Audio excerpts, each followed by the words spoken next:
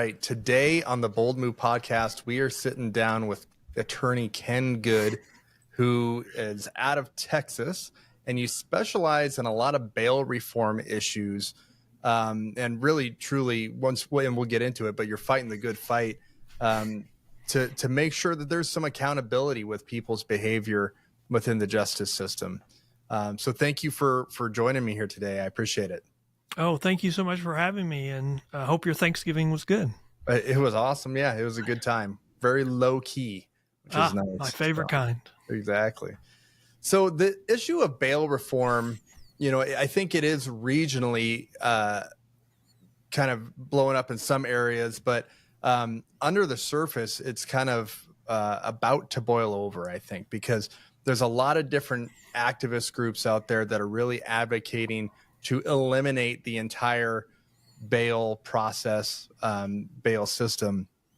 And that, and I think some of them are good intention. I think some of them are, have some other issues, underlying issues, put your tinfoil hat stuff on, but I think that's there too. But really on the other side of the argument, really we have to keep our community safe. And that's really what it boils down to. And so we'll get into a lot of this stuff. And really what I'm hoping to do is, Ken, if you wouldn't mind just telling us a little bit about yourself, how the bail reform, I guess, subject landed in your lap and why it's so important. Well, I don't know if I've ever said this before. So let me start with, my grandfather was a sharecropper. So, I grew up very blue collar. And so didn't have any problem working hard. And I always thought, if you work hard, you're going to get the benefit from that. And so I had two parents who were public school teachers. And the worst thing about them is they were coaches. And so my siblings and I were the most competitive people you ever saw. Wow. But we also were taught the importance of an education. So my mom and I used to watch Perry Mason late at night. And so I always dreamed of going to law school. And so I went to law school and, I didn't get in the first time. I graduated from college in 3 years. I worked full time.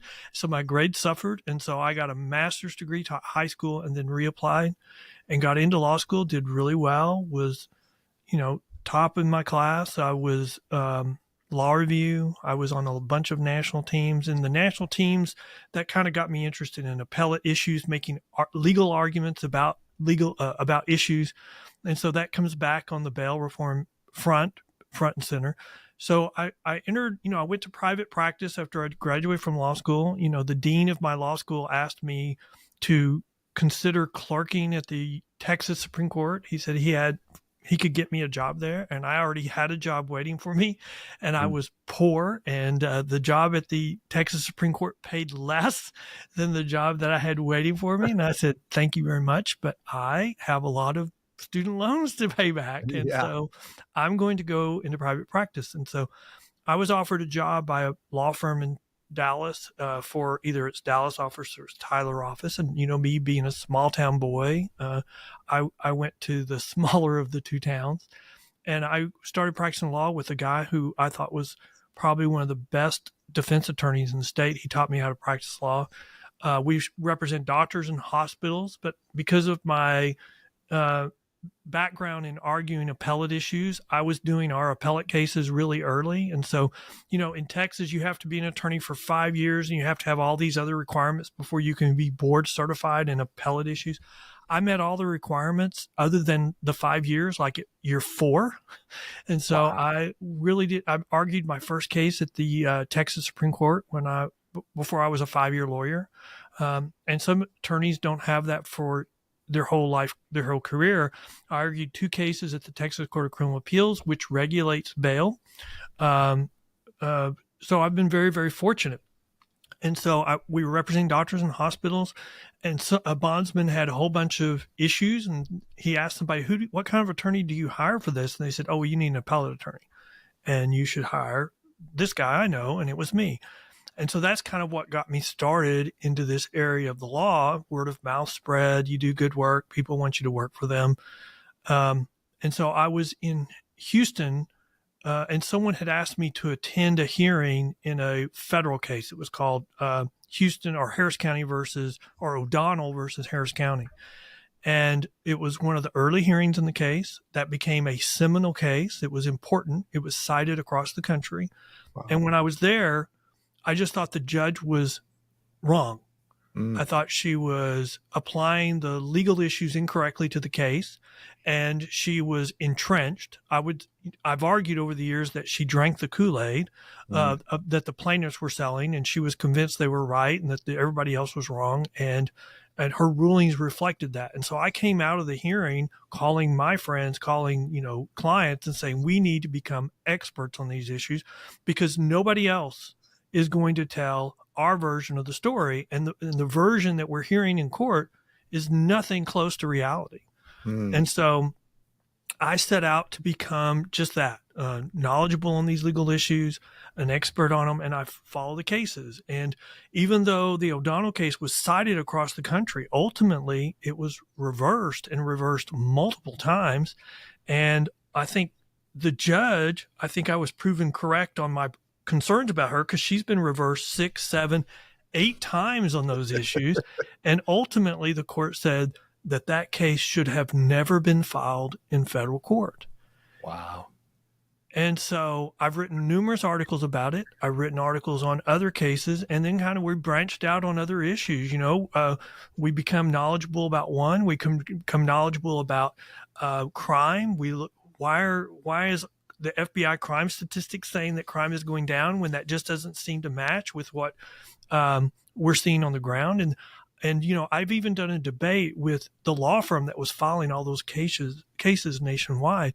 And, their arguments mirror what the national party is saying. It's almost like the national party has outsourced their arguments on immigration and crime to this group. I mean, and it was really troubling because I knew I was so prepared. I thought I was so prepared. I was going to do such a good job. I'm such a great attorney, blah, blah, blah, blah, blah. And I lost my temper because, when they don't have an argument to respond to you, when they just start calling you racist and, being from a small town and, you just don't call me racist. I don't mind getting in the mud, but come on, don't call me racist. I'll have a legal argument with you all day and I'll tell you where you're wrong. But, when you just say you're racist, that's meant to cut off your debate because you're not worthy to be even listened to. Right. And so that really got under my skin. And after they did that for about 20 minutes straight, I was like, come on, give me a break. And so I was really embarrassed later that I did that. And I wished I hadn't. But because it would have been a better debate without that. Sure. Because I was doing so well up until then. But I've continued to write articles about it. And I really think that I've written articles specifically about the crime issue, kind of responding to their issues. And it seems like a lot of things, I don't want to, knock on wood, but a lot of the things that I've been arguing have all turned out to be correct. And the really cool thing is these people filing these cases make the same arguments in every case, even when they lose. And they never tell the next court, hey, we lost this case. We lost the same argument. We've lost the same argument 5 times. And as attorneys, we have an ethical duty to do that. And they never have. They were quoted in an article after losing the very last case and saying, well, we've never had a trial court that hasn't agreed with us that bail's unconstitutional. And they didn't say the next part. And every court of appeals that has reviewed it has reversed. I ended up writing a letter to the editor and it was published. And I quoted all of the cases that they keep getting reversed in. So it's kind of scary where you have to respond to the same arguments. And they're used to counties and cities not willing to spend the money. And now I think they're realizing we have to spend the money because we have no choice because what they're wanting us to do is going to make the problem much, much worse. Yeah, it's something that's not going away. And I think, for the audience members that don't know the process, just to kind of have a blanket overview, when somebody gets arrested, most of the time, whether it's a felony that's not super egregious, like your murders or your rapes or those types of things, or if it's a misdemeanor type crime, you're given some type of bail that's either inherent in the jurisdiction that you're in, or in some areas, the officer that placed you on arrest will actually set the bail initially. But the reason why that's the case is because we don't just want somebody who just committed a crime to get out and do it over again. And I can't tell you how many times as a corrections officer, I've released people just to go back out and, either violate a no contact order from a domestic violence situation, or who's still a little bit drunk and got back into their car and tried to drive away, all these different things.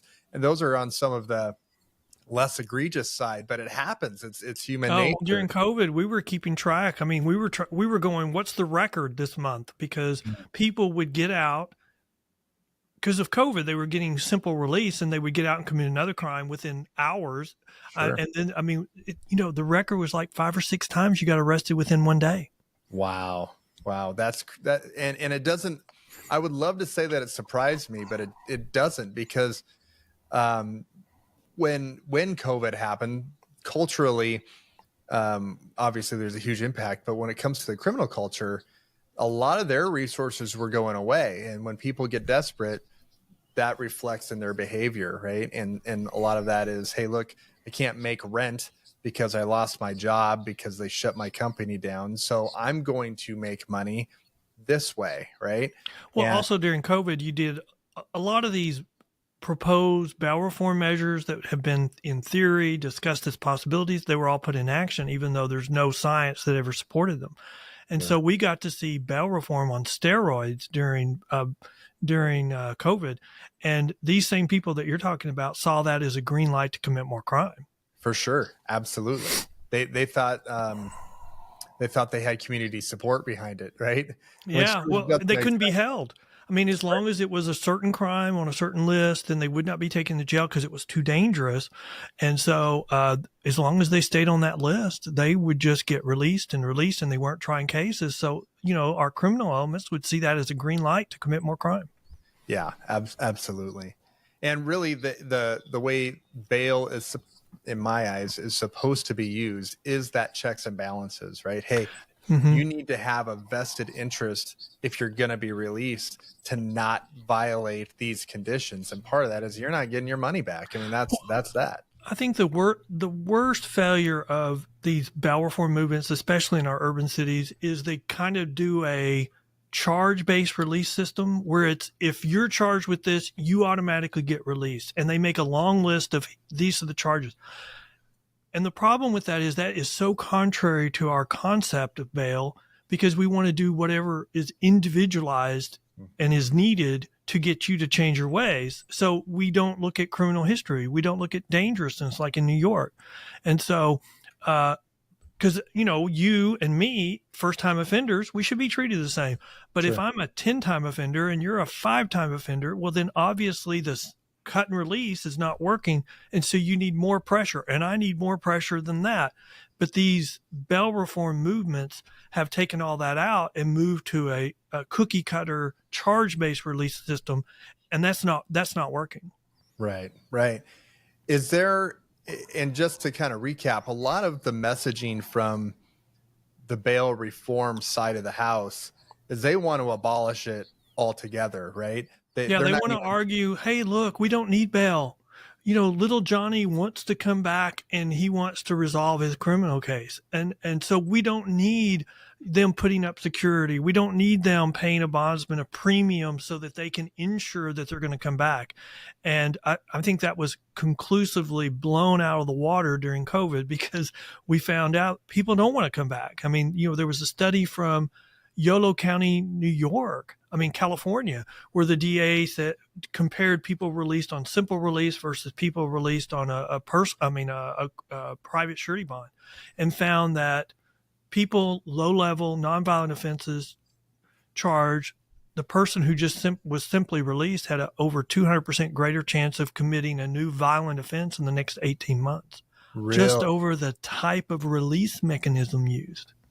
Wow. And it's just because, I don't know, I'm sure there's a lot of research done on this, but it's really because there isn't that accountability piece. There's There's not accountability, but also when you're going to a bondsman, it's usually your family that's going to the bondsman. And so, I mean, I'm telling you, if you have a brother and he's standing up for you and you've been arrested 5 times before, but he says, look, I think you still have value. I'm willing to stand up for you. I'm willing to put up money for you. I'm willing to take a risk for you. And I'm doing this because I love you and I think you still have value and can be turned around. Well, that has a huge impact. And we're taking that opportunity, that chance away. And we're just saying, oh, everybody wants to come back, or we don't care if they come back or not for certain offenses. Really, yeah. if you go to California, misdemeanors are being simply released. They're not being given a private surety bond. So they have an 80% failure to appear rate. All those cases are getting put on hold. And if you don't come back under their Speedy Trial Act within a certain amount of time, their cases are dismissed. So, They're I mean, probably you can still see, overrun. They're not even. yeah, They the can't career be criminals are just having a field day. They know exactly how to play the system. Yeah. And nobody cares currently, it seems.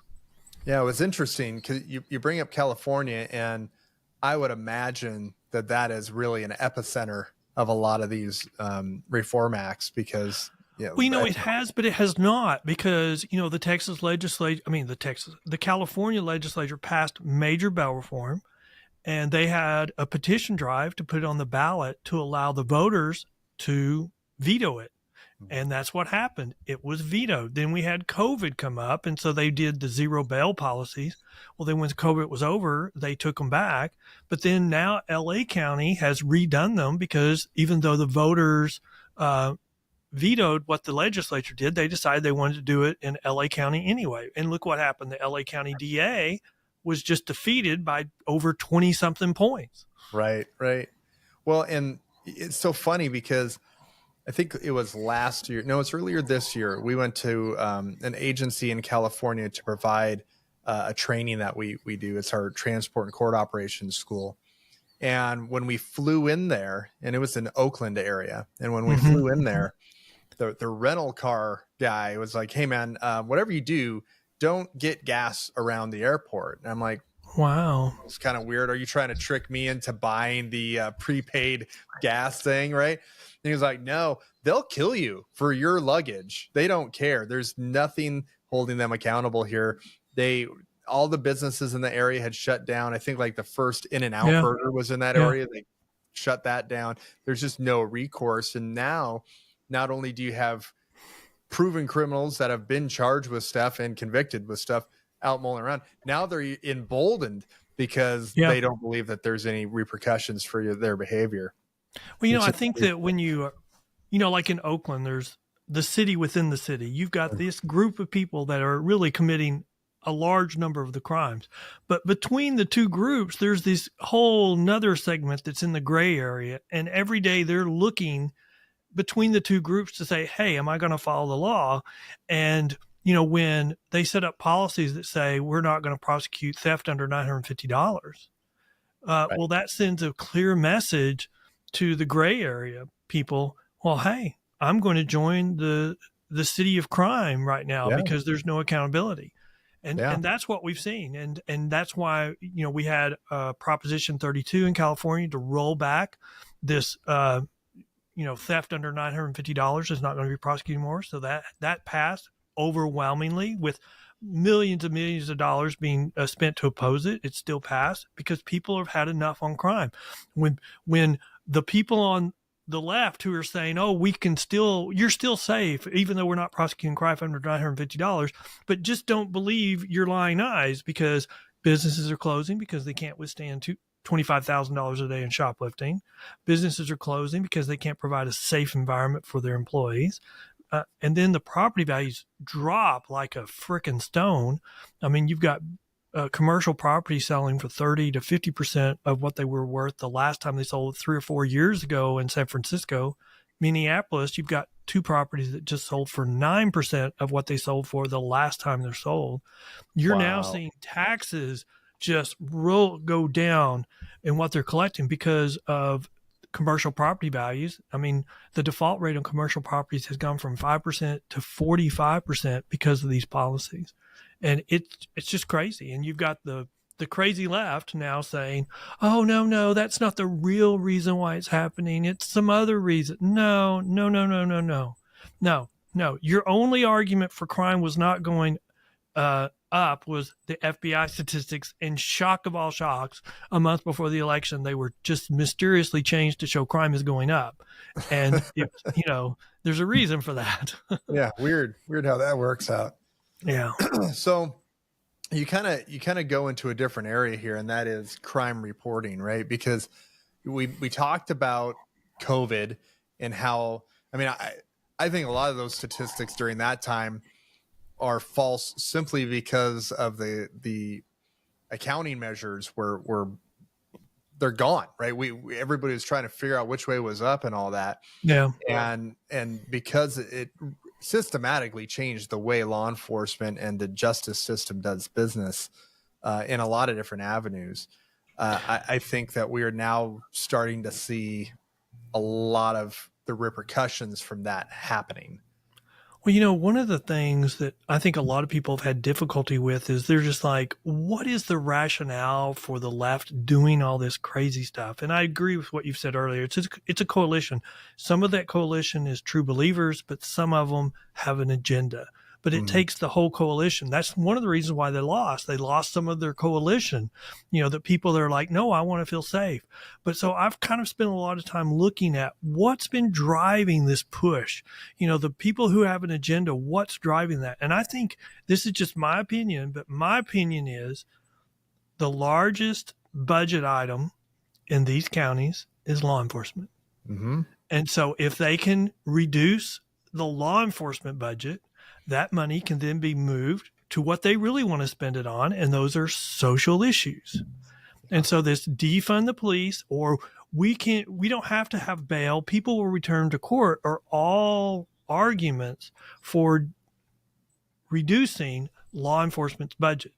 And then that money was moved over to social issues. And as we've had to come back and spend the money on law enforcement to reinvest, we haven't deducted it where we put it. And so it's just had an impact of increasing. I think they're, in my opinion, they thought we're going to start in Democrat strongholds. It's going to work so well that we can then move out to Republican areas or the middle. And that just shows that they swallow the Kool-Aid themselves, because normally if I try something and it doesn't work, my wife will say, you dumbass, that didn't work. Let's do something else. But these people were so entrenched, they couldn't give up. We just need more time. We just look in New York, the architect of the bail reform there is like, we're not changing one more item. Well, it's because it was political. It wasn't real, and it hasn't been real. Yeah. Well, and I taking politics out of it, if you look at, budgets, you're exactly right. You say law enforcement, but any county, any city, the biggest contributing budgetary item is a jail, right? And that the reason for that is medical costs, right? The people that come into jails aren't the epitome of health, right? They're dealing with all kinds of drug issues, pre-existing medical issues that haven't been touched before, right? You name it, they got it. And I think there's probably some math being done that's saying, hey, look, the less people in jail, the less liability the jail holds, the less food items we have to put it into play there, the less commissary, the less officers we have to use to manage the inmate population, and so I think that there is some stuff going on there behind the scenes that maybe even. Yeah, but look at the way they started their argument. They started their argument saying, oh, there's all these first-time offenders stuck in jail, and we just can't have that as a society because of the private surety bail system. And that's not true. I mean, as an insider, first-time offenders haven't been in jail for 20 years. I mean, they're not. If they're stuck in jail, it's because of some administrative snafu. It's not because of anything else. And so that's just not true. You can see that, the charitable bail funds found that out. They got in trouble because they found out there wasn't anybody just stuck in jail. And so the people that they started bonding out were the people who were career criminals that no one else would bond out. That's Oh why they no. got in trouble. And so I think you see a lot of myths, the attacks that were originally made were not true. I mean, I agree the bail industry is an easy target. I mean, people always want to move to something else, and we would if we could. The problem is the bail industry does one thing. It does it very good, and it gets people to go to court, and there's not anything else that compares. And so that's the problem. If you want people to go to court, you need the private industry bail system. If you go to these simple release mechanisms with a 50 to 80% failure to appear rate, that causes huge backlogs and mucks up your court. It causes you to push for de facto decriminalization, which is dismissals. And that's a green light for people to commit more crime. And that's exactly what happened.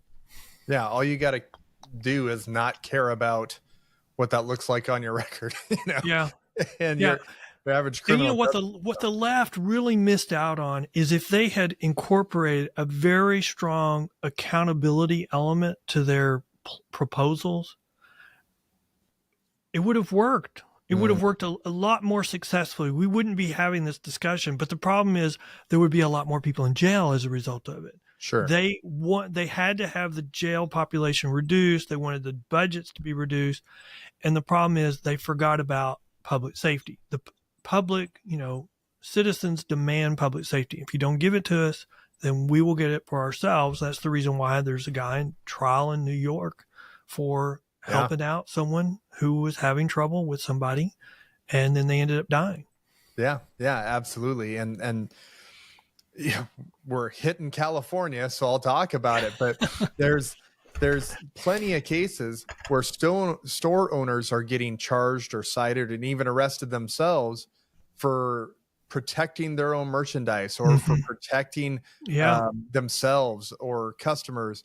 And there's no positive repercussion for that. It's hey, you come in and steal my stuff, or you threaten me with a gun and I try to fight back and I'm going to jail. That's absolutely asinine, but that's where it is a lot of ways. I think there's a lot of messaging just, for wanting people to just back off and not be confrontational. Well, but let's talk about that's a really important issue, because when that came up in California, the opposition to it said, hey, this is exactly what this does.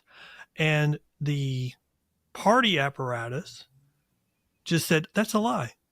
That's not what this does. I mean, it's like when they passed Proposition 47, which decriminalized crime under $950, or that was the ultimate impact of it. They called it the Safe Streets Act or something like that. It's going to make us safer. And so they end up arguing that a bill will do the opposite of what it's going to do if you just look at it. And so, I mean, you've seen that in a whole bunch of other ways. And even, in the last couple of days with the president pardoning his son, you just lose credibility. You get caught lying so many times. And, when I was a young attorney, I always taught people in a case, once you're proven to be a liar, you're a liar the rest of the time in the case. So you take that to politics. And once you're proven to be a liar, you're a liar the rest of your political life, not just a lawsuit. Yeah. And so I think that will be hard and difficult to overcome. And I think, our president, whose term is ending in just a couple of months, will be tarnished for probably the rest of his political career and maybe the rest of his life, because he made promises about, I will not pardon my son. And he made them strong and hard. And he said that for many, for a couple of years. And then suddenly now he's pardoning and he's saying the DOJ is politicized. Well, I'm like, isn't that the whole argument that the other party's been making about the DOJ for a couple of years? Yeah, we're going to ignore that though. Yeah, that's trouble because, nobody likes politicians, but I think in law enforcement, we know that it's obviously not okay to lie, but we have a mechanism of that, right? If you get caught lying under oath, you get on a Brady list and you de facto become a desk pusher at that point. You don't get to be a part of big cases because as soon as they put you on the stand, you're done. Oh, that's a very good point. That's a great point, because you can ruin yourself as law enforcement. You can ruin yourself where you can never be involved in anything that will require you to be on the stand. I mean, that's a great point. And, we have situations where somebody gets caught in such a large screw up for law enforcement, they have to go back and review all their past cases to see if it infected any of those. So, I mean, I think that's a good point. And, to your point about nobody likes politicians, I think, we all like our politicians. But I will say this, at the local level, law enforcement has the most credibility with their local politicians. I mean, I've had stuff at the state legislature in Texas, and for a long before people knew who I was, and I'm not saying they do now, but before I became a person that's a resource, I would go and I would work for a month to convince this committee that I was correct on something and that they were going to go with me. And then frickin' one day before the hearing, they would get 30 phone calls from law enforcement. And then all of a sudden, well, Ken, we're just going to, this is what law enforcement wants. And so we're going to have to go with them. And so I learned I need to convince law enforcement before I go to the stupid committee, because I'm just Ken. When y'all start calling in big numbers, screw me, they're going to go with y'all every time. Yeah. And I don't know why there's a level of credibility there, but I think it is. And it's almost like with the politicians, there should be some type of mechanism that has some accountability towards being honest, other than it's the right thing to do, because that hasn't panned out so great in our history. Where does it break down though? Because, I remember in Harris County, they, this settlement that they did in the O'Donnell case, which they're still following, even though the case has been reversed, you've got situations where the DA is issuing a report. I mean, the district attorney, the top officer of law enforcement, issuing a report saying it's not working. And then they just discount it because she's law enforcement. Now, I mean, really? I mean, that should be the most credible source. Yeah. And so I've done some podcasts talking about why she attacked their report and the numbers. And then you can go to New York, and they were cooking their books in the exact same way. And it was on recidivism rates. And so it was very interesting to see how different groups are using the same numbers to cook the books, and they're using the same arguments against law enforcement, saying, well, you can't believe them. They're law enforcement. Right. Well, law enforcement's the best source for that information. Absolutely. I mean, we feed the FBI. All the uniform crime statistics stuff that comes from your local law enforcement. They're not doing it themselves. We have to provide that. So, well, one of the things that I went, and compared to the FBI statistic was the CDC numbers on homicide, because CDC tracks homicides, and that's a different federal agency tracking something that the FBI tracks, but their numbers were drastically different. And so, I mean, CDC's numbers were 20% higher than the FBI's numbers. And so that's one argument I was using, that I'm not saying that I wasn't saying that the FBI statistics were wrong. I wrote an article about it, but I was saying that here's evidence to call in question that there's something off between these two numbers. And I mean, I had that article published in October in the Attorney at Law magazine. 9 days later, suddenly the FBI statistics changed and showed crime was higher than what they were reporting. I mean, it wasn't because of my article, but my timing was great. I mean, the Attorney at Law article, Attorney at Law magazine put a little postscript to my article, and I just thought, wow, what timing. I mean, I was clean living is the reason for that, nothing else. Very fortuitous, but yeah, it's interesting when you use statistics like that to prove an argument, and then you look at the same statistics aren't accurate. Like, somebody has to be wrong, right? They can't. Yeah. So it's almost like, let's throw that out.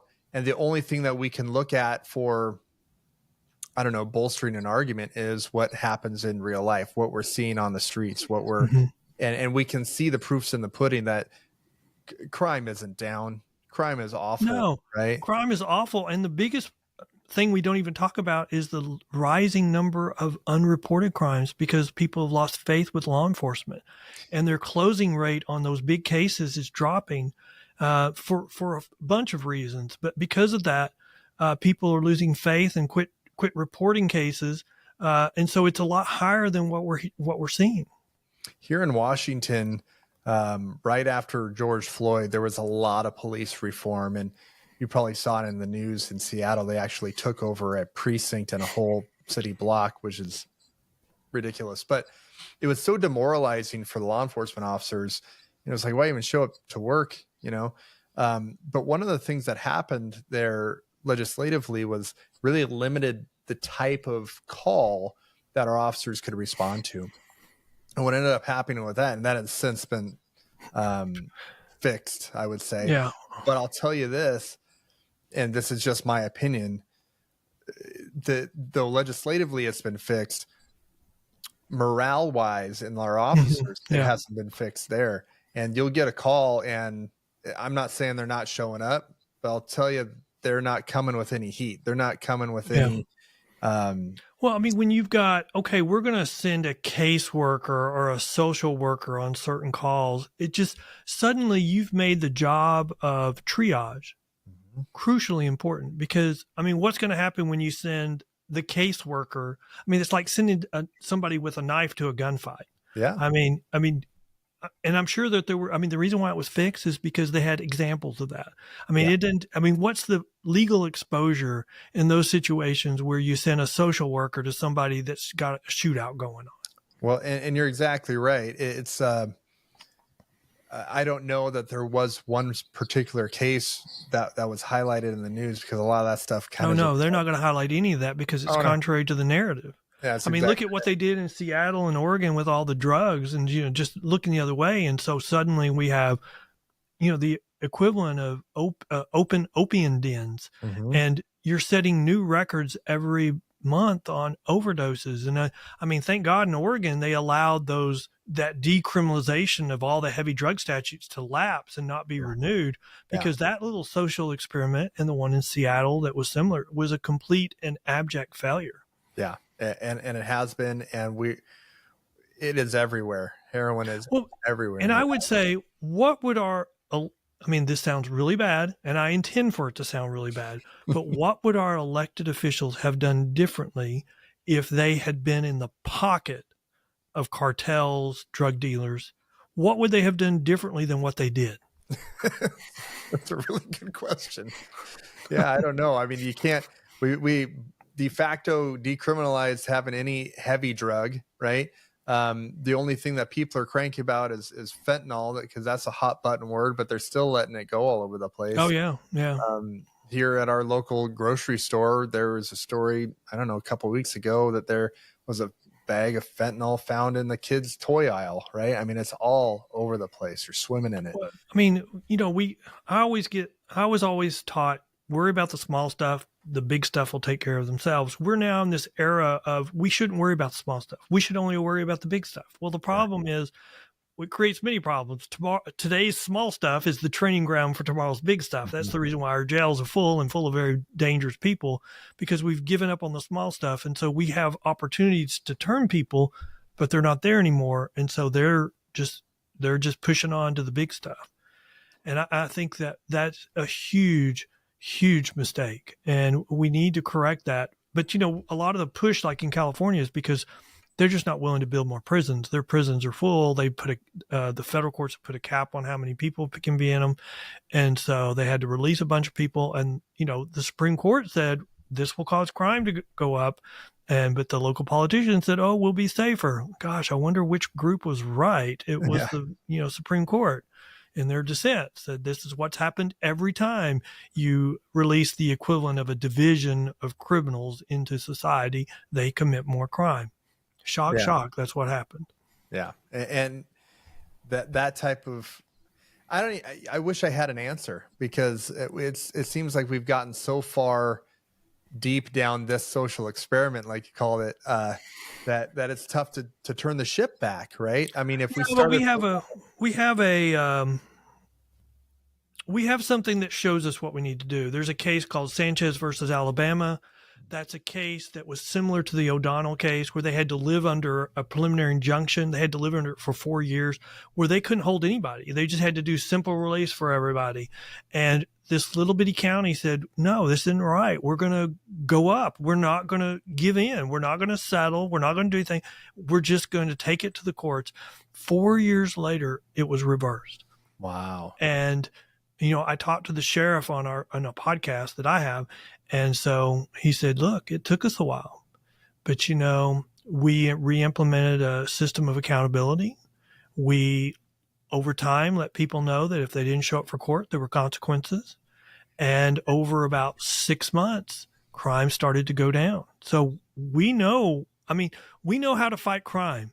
The problem is, will the politicians allow us to? And I'm very hopeful, because the public will eventually demand it if the politicians don't, and the politicians will be gone. I mean, the best example I can give you is in Houston, Texas, Harris County, that every sitting judge that had an opponent was defeated. We just didn't have enough opponents running against them. Wow. Mm-hmm. Well, I mean, and you look what happened at the election here, the tough on crime side, or the tough on crime party, overwhelmingly took over the country. Because I think you're right. People, even the center left type person, seeing the results of that type of mentality, and they're done with it. Right? They're done with it. They are. And you know what? We've been through this cycle before. In the 60s, we felt safe. We were more forgiving on our criminal laws. Crime started going up. And we had a debate between our two parties on what to do. We had one party that refused to participate in addressing crime increasing. And so it festered. And then we had a backlash, and we ended up with Reagan and the war on drugs. So we're really I was arguing 2 years ago that we are having a backlash. And 2 years ago, we didn't, because the issue of abortion overcame the crime issue. 2 years later, abortion did not overcome the crime immigration issue. And that's the reason why we had the result we had. Yeah. Yeah. It's kind of interesting. I don't know if you listen to Andy Frisella's podcast, but he talks a lot about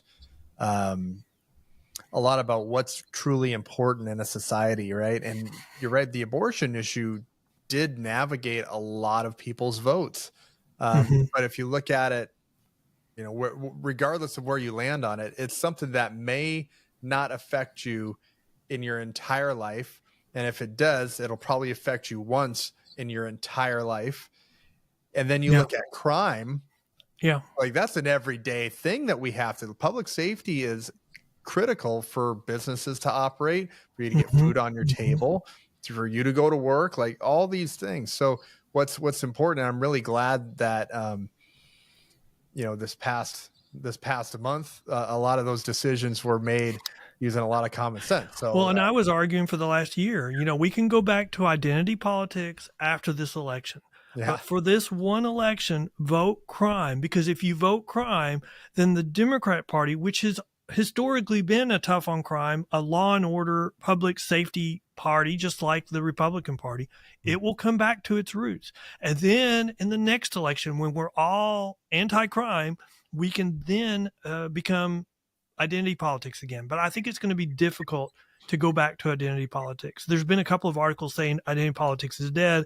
I don't know if I'd go that far.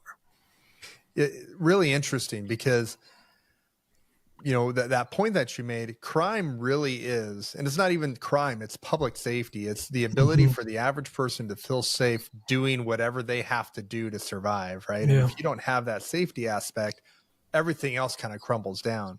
So when I was in college, I never thought twice about going at 2 a.m. to check my balance in the ATM machine.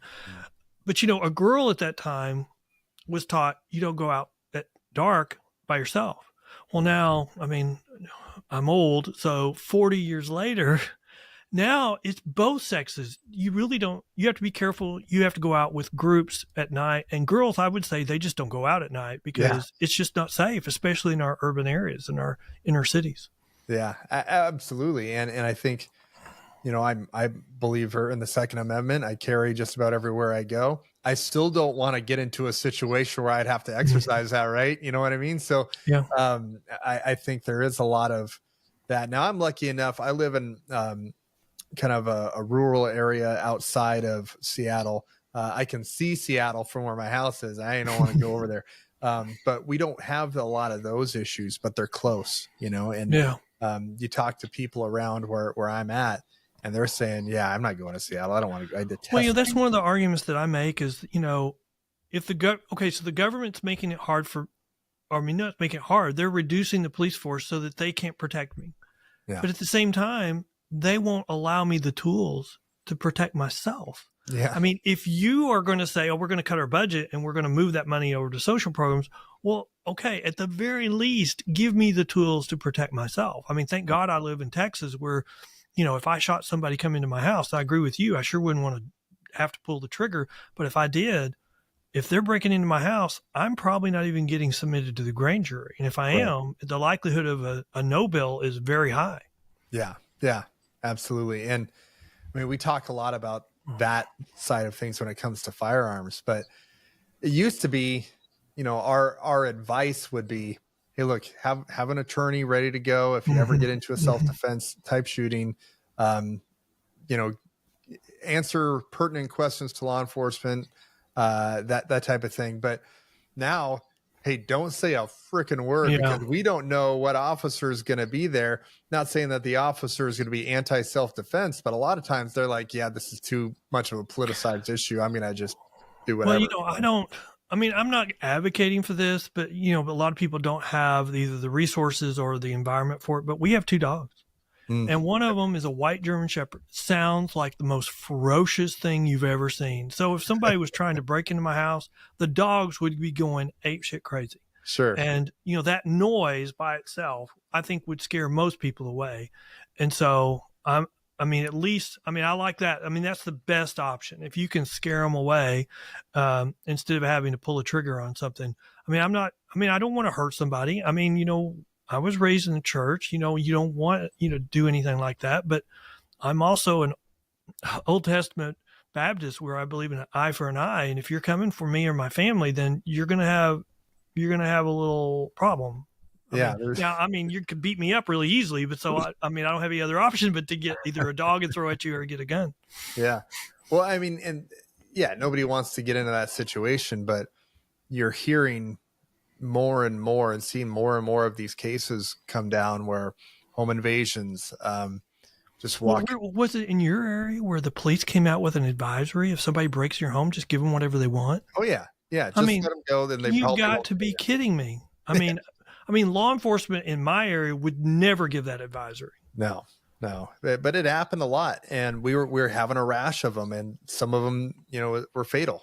And it's just too bad. Here in my house, we prepare for that, right? But not everybody's done that. And to your point, I don't want to be the guy to have to exercise that because that's not something that you can just shove off. That you live with that forever. But at the same time, you have to be able to protect your family and with all the other things, kind of turning things back around to what we were talking about, with crime on the rise and more importantly, violent crime on the rise, these things might be coming knocking at your door. And so, and I think, to bring it back, this bail reform movement is at the very heart of this rising crime. And I don't think people realize the reason why it is because in the criminal justice arena, if you are not present, if you fail to show up, your case has to be put on hold because you have all these constitutional rights and you have a right to confront your accusers. And so there's only very few limited situations where they can go ahead and try you in absentia. And so if you fail to show up, your case has to be put on hold, whether it takes you a couple of hours, a couple of days, weeks, months, or you never come back and they finally just dismiss your case. And so the type of release that's used, the private bail industry has less than a 10% failure to appear rate. Simple release has 50 to 80% failure to appear rate. It's not an alternative. And so you can see what impact that has on this little conveyor belt of the criminal justice system, as the same number of cases are getting put on the conveyor belt, but you got a whole bunch of cases are getting put on hold every week for these simple release mechanisms that have such a high failure to appear rate. And that's why I say these simple release mechanisms create chaos. Chaos creates de facto decriminalization because the only way you can prevent the criminal justice system from collapsing is to dismiss cases. Yeah. And then dismissing cases is seen as a green light to commit more crime. And that's what you're seeing in our urban areas. I mean, Texas has not, except for Harris County, because Texas has done the opposite direction. It has strengthened the criminal justice system, and they've limited the use of simple release, and they've inserted accountability. They want bail set based upon your criminal history, not based upon the charge that you're accused of. Right, right. And you made such a good point earlier that I want to circle back on. With the bail reform stuff, the reason why, and I believe the reason why that our current process works and it has such a low failure to appear rate is because the system isn't holding you accountable anymore. It's somebody on the outside that's related to you that's holding you accountable. It is your family, it's your friend, and their name's tied to it. And so if you just blow off going to court, well, then who cares? But if you blow off going to court and then your friend loses their car, that's a problem. Yeah. I think that is so important. And I mean, when I did my debate with this law firm, I made this argument. They're like, well, we can do that too. And I'm like, then why haven't you? I mean, the problem is, the federal government can't do individual assessments very well on, when people go to jail or prison. They do across the board stuff. And that's really what we're seeing when they say, if you're charged with this, this is what's going to happen. I mean, we don't look at criminal histories because then it requires an individual assessment. That's the reason why judges are so good at it. And that's the reason why we're seeing these bail reform movements tying the judge's hands, saying, if you're charged with this, you're going to be released. And I think what we're losing is we're losing families having the opportunity to pull problem child Jimmy back to the right path. Yeah. And look at AA, Alcoholics Anonymous. It works well. It's bipartisan. It has the support of everybody because it works. It has a belief in a supreme being. It doesn't tell you which supreme being, but it has these core concepts that a lot of people wouldn't support, but because it is so successful, everybody supports it. That should be our private bail system. That's how successful it is. But politics has made it so uncomfortable. You have these groups that are billionaires. And so if you want their money, you have to oppose it. And I think that's really where we are. What do you think the goal of these politicians or the elite is to have a deconstruction of the criminal justice system? Well, I think first and foremost, I think they've drunk the Kool-Aid. And so they think that, the things that they're selling work, even though they don't. So, let me kind of give you an example of this coalition. You have first the group that provides money to you to get elected. And like in Harris County, the guy running for DA against the sitting DA won. They gave him like $2 or $3 million in the primary last March. Oh, wow. Okay. And so he gets elected. He's going to take office because he won by 1 point because the Republicans didn't spend any money on the race because they thought it was Harris County. You can't win a race there. If they'd have spent any money, they would have beat him. So he's going to take office January 1. So the second group from this coalition will invite him to some seminars. And at the seminars, they'll say, hey, quid pro quo. We got you elected, so here's what we want you to do. You're no longer going to seek drug enhancements. You're no longer going to seek long sentences. So someone who's a drug dealer with 30 pounds of cocaine is going to get 2 weeks because he's just going to get charged with drug possession, not have the enhancements. And it goes on and on and on. And then they have a third group that will provide you with research. And the research will say bail reform is not causing crime to increase. I mean, we saw a report of that right before the election from one of these groups. And then the final group of this coalition will give you press releases to support the actions that you're going to take. So you're going to do press releases saying, I'm changing the way we do crime. And we're no longer going to prosecute these things. We're no longer going to do these things. And crime will not increase. And here's a study that supports that. And it's based on all lies. Yeah. Cooking the books. It's interesting because you see this. I mean, you see it play out, and you know how these special interest groups get their hold on people. And I get the mechanism, or I get the idea. Hey, I want to stay in power. I want the money, right? That solves a lot of problems. But what's the overarching goal to destabilize? I think there's a whole bunch of explanations there, but I think probably the one that makes the most sense is they want to move money from the largest budget item for the county to their programs. You could make more conspiracy oriented arguments like, some of these people make a lot of money from arbitrage. The more chaos there is, the more opportunities there are to make money in arbitrage. And so, I don't know if I would go there, but I do agree that it's a coalition, and some of the coalition are true believers thinking they're doing good to help people. Other members of the coalition, I don't believe, are as well-minded. A little bit nefarious there, but well, they have an agenda, and we won't ever know what the true agenda is because they're not going to tell us. Right. But God willing, they'll never get there. well, but the number one lie is when they say that we have systemic racism in the criminal justice system, and we have a disproportionate numbers of certain races in the jail, and we have to allow more crime to address that. That's an absolute lie. We have had a whole bunch of studies addressing why we have a disproportionate number of certain races in jail. Minnesota did a study tracking all the way back to people reporting crimes. So the race of the person reporting it, the race of the person arrested, all the way through the criminal justice system. And by a 10-1 margin, that race had more crimes reported, which means they're having more crime in their area. But once they got into the criminal justice system, they were treated better than other races. They had better outcomes. And so to say that the criminal justice system suffers from a systemic racism issue, that's just a recipe for making certain races mad. And it's been used in the past to get them to come out in greater numbers to vote, to support one party over the other.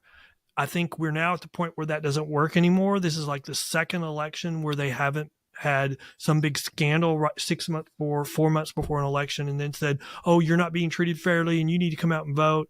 And so I would say this is the second election that didn't work. And it's showing that without that, the results are devastating to that party. Yeah. It really has very little to do.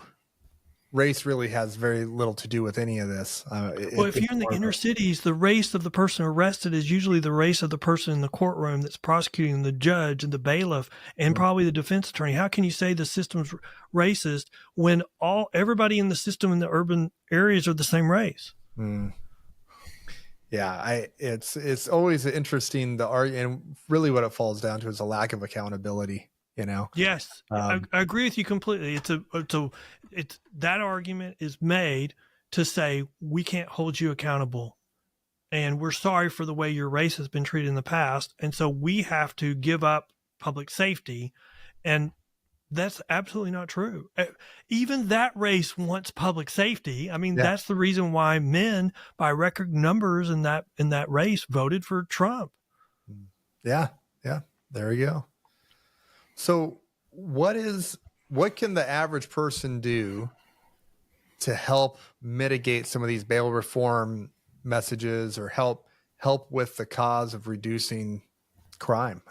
What's in our urban cities, if there's a petition to recall your DA, you have one of those progressive DAs, you want to sign it. And you want to be careful in the way you sign it because Gascon would have been removed at least 1 or 2 years earlier by a recall petition, but they disqualified signatures in such a large margin that they said there wasn't enough valid signatures. I think it was all political.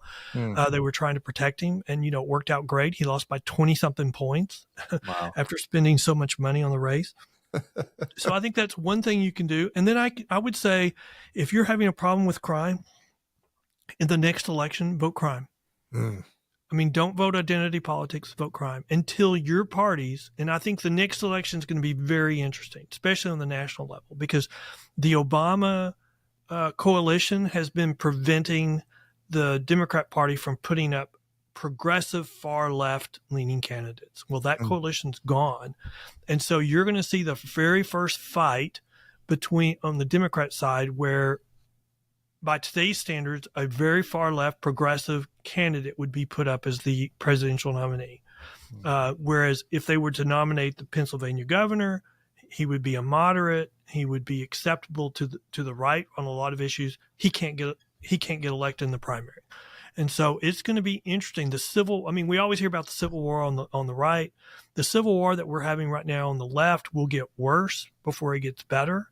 You could argue that Kamala Harris did not get a single vote before the primary, 3 years ago, because she was perceived as a moderate. And so she went so far left during the primaries because she felt like she had to do that to get votes, but they didn't see it as sincere.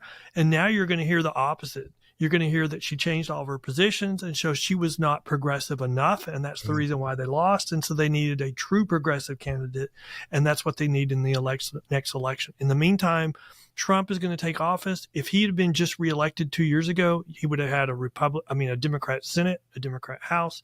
He probably would have been impeached one more time. He would have been frustrated. He probably would have been so upset. He probably wouldn't have got anything done.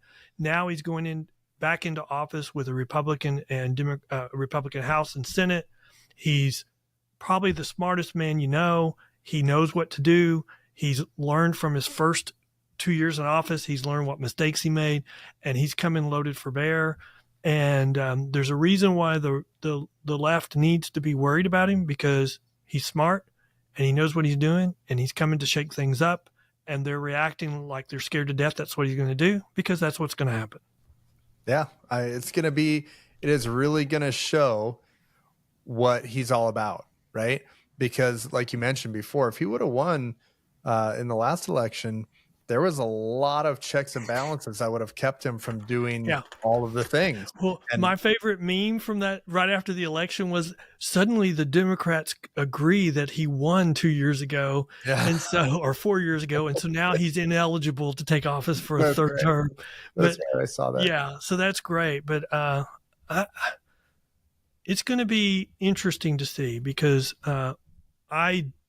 there's a lot of people who disagree with me, but I think Trump is well-intentioned. He's got a terrible mouth, but I think he's well-intentioned. He wants to do what's best for the country, in his opinion. And I think his policies, that's what have been good for the country. The other things, how he tweaks the left and how he likes to just roll his dice and see what'll explode when he goes to meet with the Republican caucus in the House and says, well, that's my last election unless y'all do something. I mean, he's doing there just to tweak people. That's part of his sense of humor. And it's going to be crazy, because I've always said they're not going to allow him to take office. Yeah. He's not in there yet. He's not in there yet. It'll be interesting to see. But I think it's going to be a crazy time, because if you think about it, most people's second term is all foreign policy. Yeah. They've done everything they can domestically, but Trump, he is just a different creature. He is only the second person in the history of the United States to be elected to a second term that's non-consecutive. Grover Cleveland was the first. Grover Cleveland left office with some of the lowest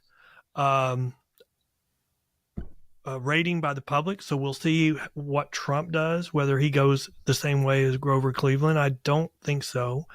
But think about it. Is there any other politician in the United States that could have withstood what Trump withstood? No. Is there anyone that had the financial ability to withstand it other than Trump? And then think he won, and they want to debate about the margin of victory. What would have happened if Biden hadn't dropped out? What would have happened if we didn't have all this lawfare? What would have happened if just you change just a couple of things? I mean, there's an internal poll from Biden that said at the time he dropped out, Trump was on track to win 400 electoral votes. So by that calculus, they saved 88 electoral votes by changing to Harris.